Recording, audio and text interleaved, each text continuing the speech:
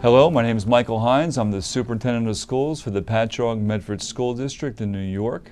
I've held multiple educational jobs over the 20-plus years I've been serving students, ranging from being a classroom teacher all the way to being a superintendent. And my concern right now in the state of affairs with public education is a concern that I believe it may soon be extinct within the next 15 to 20 years if we don't do something that's completely radically different than what we're doing right now. Our obsessive compulsion with standardizing students, using standardized tests to rank and sort children. We're thinking of the fact that we don't trust teachers nearly enough as far as their judgment's concerned, and or the principals who serve teachers and students. And then finally, I just feel like we are not focusing on the talents and the potential of our children because we're so enamored with making sure that we focus on those two data points of ELA scores and math scores. And there are certain, I would say, educational gurus who are out there right now that I am hoping that more people pay attention to, most notably those who serve leadership positions at the state level and certainly at the national level, and I will say even at the international level when it comes to public schools. As we know, public schools serve over 90% of children in the United States, but again, my concern is that it will be extinct if we don't do something different. So I'm going to talk about a few people I think that we should all be paying more attention to. I'm hoping that you have the ability to look up these people because a lot of what they do is so important. James Comer is one of the people that's at the top of my list. James Comer is a medical doctor out of Yale University. He has introduced the Comer process that's been highly successful in the state of Connecticut and certainly across the United States for many years. The big thing that I'm really that I love about the Comer process is its focus on child development. We have moved so far away from understanding children where they are developmentally, and I think Comer really tells that tale very well. The second person I would like to address is Dr. Peter Gray out of Boston College. Now, Dr. Gray's focus is on self-directed play, the importance of play, and how that's been stripped from the schooling experience over the past 15, 20, 25 years. The self-directed play, the nature of it, and what it does for children cognitively, socially, and emotionally is so important. His book, Free to Learn, is one of the best-selling books that I strongly recommend that you read. And I'm hoping that the leaders who are at the state and federal level understand the importance of his work.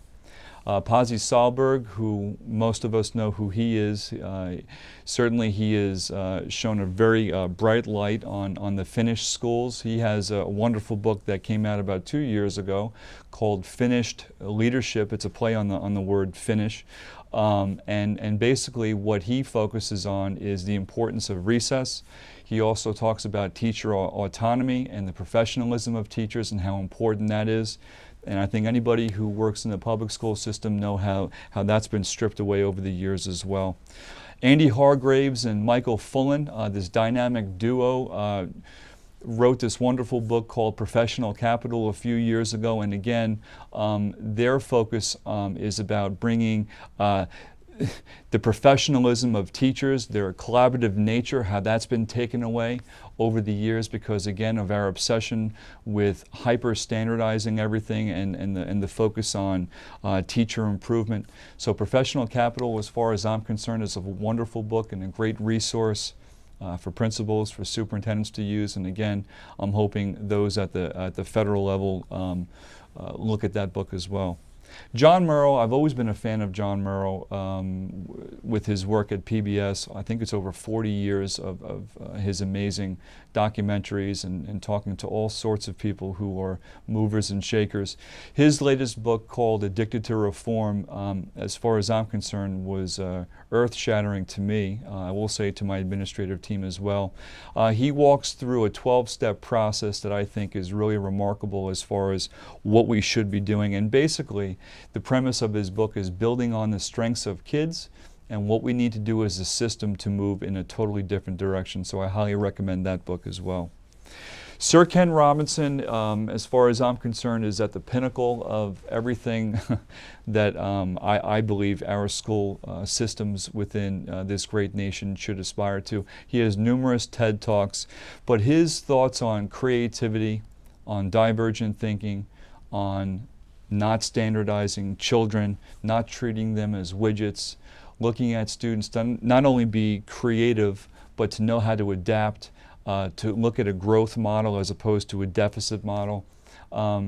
His work over the years has really been transformational, and for anybody who hasn't seen his TED Talks or certainly read his books, I highly recommend that you do so. Another person I believe that our leaders need to listen to when it comes to educational reform and moving in a totally different direction is Yong Zhao. Dr. Zhao's work has been around for quite a considerable amount of time, and his focus on the talents and the aptitudes and the strengths of children and moving away from a deficit-based model of education is so important and so timely that everyone should be paying attention to that. Jonathan Kozol, who is, as far as I'm concerned, one of the all-time greats when it comes to an educator who truly gets it at all levels.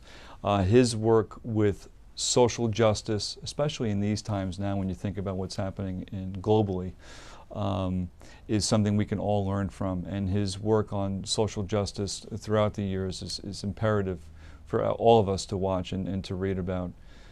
But the last person I'd like to really focus on, who was never a teacher per se, but he taught probably millions of people over the years, is Fred Rogers. Fred Rogers, or otherwise known as Mr. Rogers, is one of those people who is not only beautiful on the inside and out, but his ability to empathize, to truly care about kids, to meet kids where they are, is a gift that keeps on giving. And if our teachers and our educational leaders were a little more like Mr. Rogers as far as what he was looking to promote, loving kids the way they are, and for them to understand who they are is good enough, is a gift that we should continue to promote.